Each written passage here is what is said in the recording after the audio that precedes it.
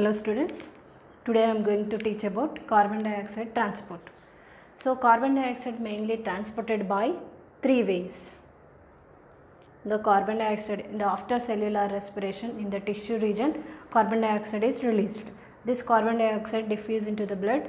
Through the blood it transport to the lungs. So through the blood it transported by three ways. First of all, it transported by the carbon dioxide is transported as dissolved state. Dissolved state. So only 7% of carbon dioxide, 7% of carbon dioxide. So very less amount of carbon dioxide is transported by this way. So here the carbon dioxide reacted with water, to form H2CO3. So carbon dioxide dissolved in the water in the plasma. So in the plasma water is present. Plasma means the fluid part of the blood is called plasma. So in the plasma major amount of water is present. So the carbon dioxide is diffused into blood, then after that it binds with or it dissolved with water to form carbonic acid. This is carbonic acid, H2CO3. So in the form of carbonic acid it transport to the lungs. So this is the first way. Then second way, second one as carbamino compound. Second way is as carbamino compound.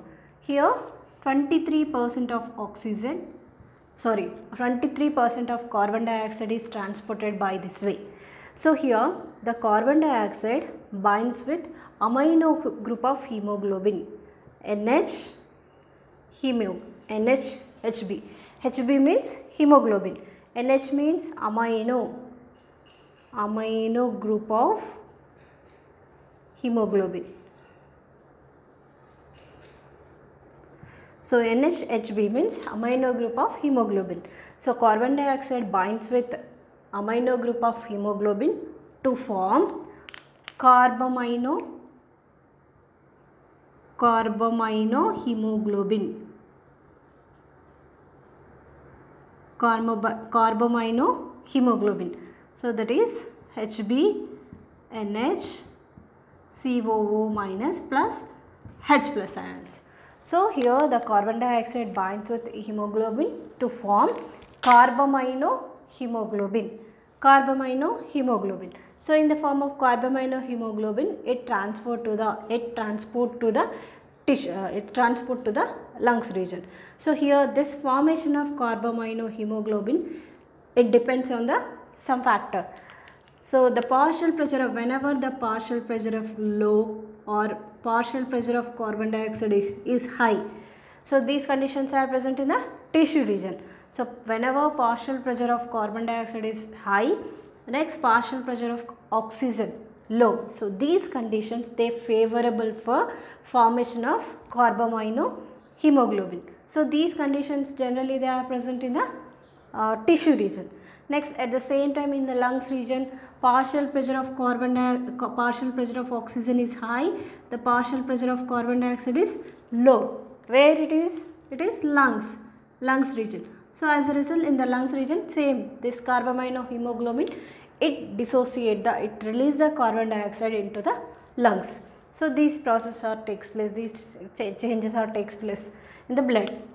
Okay, so this is the carbamino compounds. 23% of carbon dioxide transported by this way. Next, as bicarbonate. So in this form, here this is the RBC.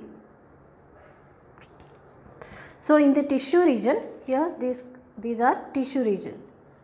In the tissue region, the carbon dioxide released into the blood. So this carbon dioxide, first of all, if it is released into the or it diffuse into the RBC. So whenever it diffuses into the RBC, this CO2 binds with water to form H2CO3, carbonic acid. So in the presence of enzyme is called carbonic anhydrase enzyme. Carbonic anhydrase enzyme. The carbon dioxide binds with water to form H2CO3, that is carbonic acid in the presence of carbonic anhydrase enzyme. So then after that, this H2CO3 is divides into H plus HCO3 minus ions. Here HCO3 minus means bicarbonate. So these bicarbonate ions are formed. Next, after the formation of bicarbonates, these HCO3 minus ions diffuse into the plasma. Through the plasma, they transport to the lungs region. So here the carbon dioxide is transported by the bicarbonate form. It transported to the lungs by the bicarbonate. Next, here one more very important phenomena takes place. What is that? Here this bicarbonate ions diffuse into the plasma. So here the bicarbonate is the minus charged ions. So whenever they released into the plasma, so what will happen here? The negative charged compounds. So as a result, what will happen in the plasma? Negative charge is increased. So what will happen? The ionic imbalances takes place. To overcome that problem, the chloride ions, same chloride ions are also having the negative charge. So the chloride ions released into the blood.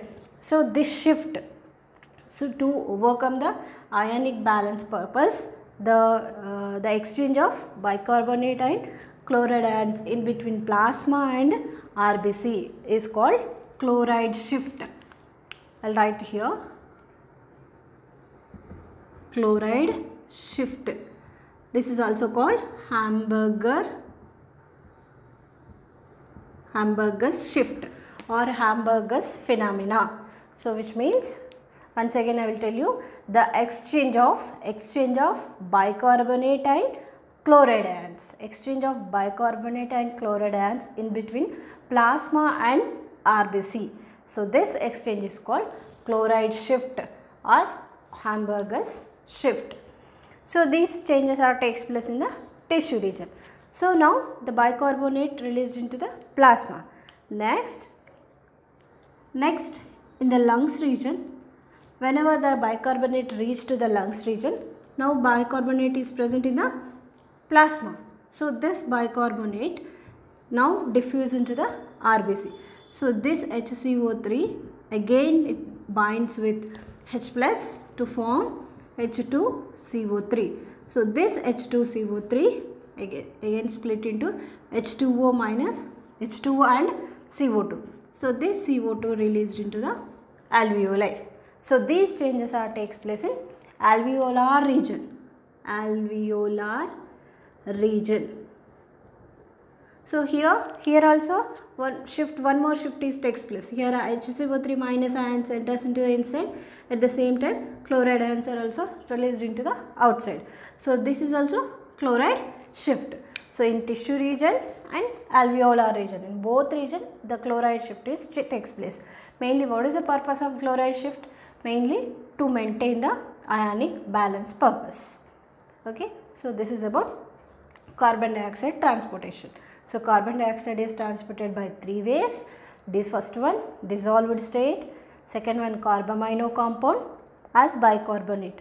In the dissolved state, only 7% of carbon dioxide is transported. Next, as bicarbonate compound, 23% of carbon dioxide is transported by this way. Next, as bicarbonate, 70% of carbon dioxide is transported by this way, by bicarbonate, in the form of bicarbonate. Next, 100 ml of blood can transport the 4 ml of carbon dioxide. 100 ml of blood can deliver the or can transport the 4 ml of carbon dioxide. Okay, so this is about carbon dioxide transportation.